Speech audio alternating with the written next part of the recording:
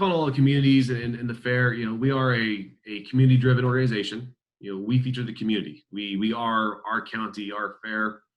And with COVID, with the shutdown, the sheltering, we've basically have shut down all of our events, everything we do.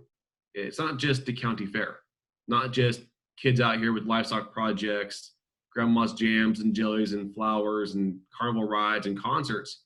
We are used the entire year round. Almost every weekend we got an event, whether it's a wedding shower or a birthday party or a trade show or a craft show. We're utilized by the community in a big way. And without a fairground, you don't have that economic access for a large hall for these bigger celebrations and family gatherings.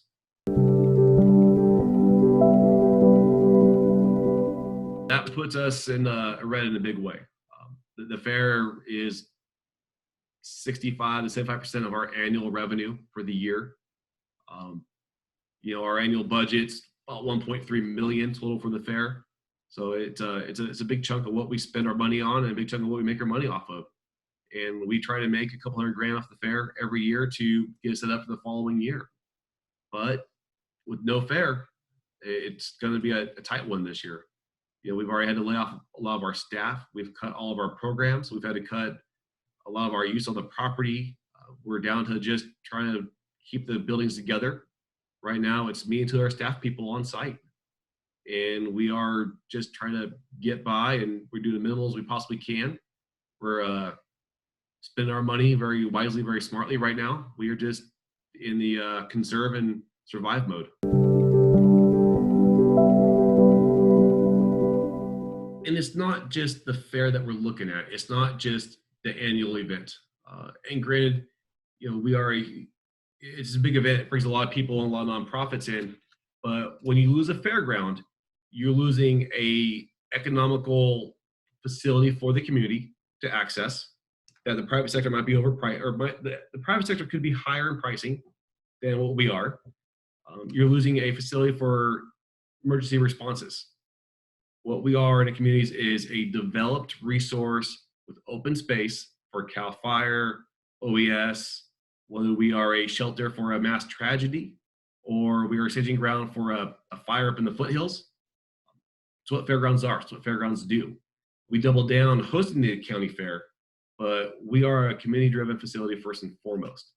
And if you lose the property, you lose that resource for emergency services and the economics we bring to the community.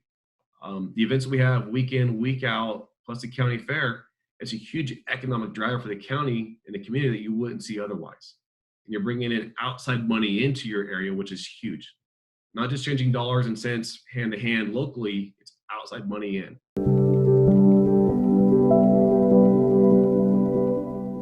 I mean, it was a twofold thing. It was half expected, but it was kind of hard to take, because on one hand, we want to get to stage 4 opening and allow mass gatherings.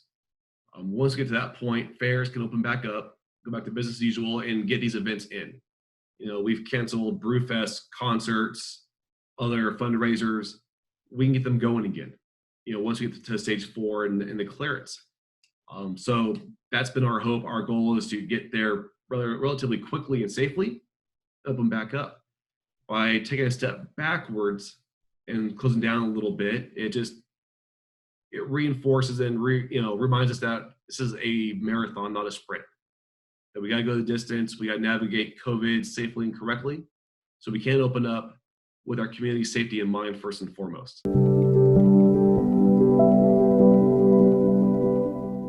It matters in a lot of ways, and for a lot of people, it's nostalgia, it's history. They grew up doing it, so they come back and do it. They went as a kid with their family to the fair. They keep doing it with their kids and their grandkids. A lot of people, it's bragging rights in their community. The folks that are in the garden clubs and flower clubs, grow the nice flowers and fruits and vegetables, they compete. And it is a contest within their club members on how they performed at the county fair. It's that blue ribbon versus the red ribbon or yellow ribbon or whatnot. And you get into the livestock and the kids that raise animals. And it's not just livestock itself, it's teaching the kids responsibility. how to be better people, how to take care of their animals, and to be humane about it, and to appreciate what they get from these animals. These kids get up every day, they take care of them, feed them, water them. They come to fair, they show them, and these kids work with them. It teaches life skills that translate into other avenues of their life. In the workplace, it gives them a work ethic, dedication to finish the job correctly. So it really is a training ground for these kids on building a better life for themselves down the road. A lot of kids may not have the work ethic they need going into it, but when they come out of FFA and 4-H, they're dialed in. These kids are on point for whatever they may be doing. So that's a great show right there on the youth side of it. And then, at the county fair, it's an annual event, so it's something a little bit different. It's a change up. It's the funnel cakes, the carnival rides. We don't have it every day. I can appreciate somebody not want to come out when it's 103 at the fairgrounds. I can appreciate that because it's hot. I'm out here every day with it. But when you come out at night and it's a little cooler and you're walking the grounds and you can feel everyone is happy and enjoyable and having a good time, and they're into their community and their friends and family, it's a great time. And some of my best memories are at night or the evening time with families walking through the grounds. You got a little 5-year-old on his last little corn dog for the day, and a little 3-year-old eating funnel cake, laughing and smiling and giggling and having a great time. And that's really what it's all about, is making memories and having family fun. And that's what we do. And we try and instill responsibility with livestock and whatever else. And you bring it all together in one place at one time.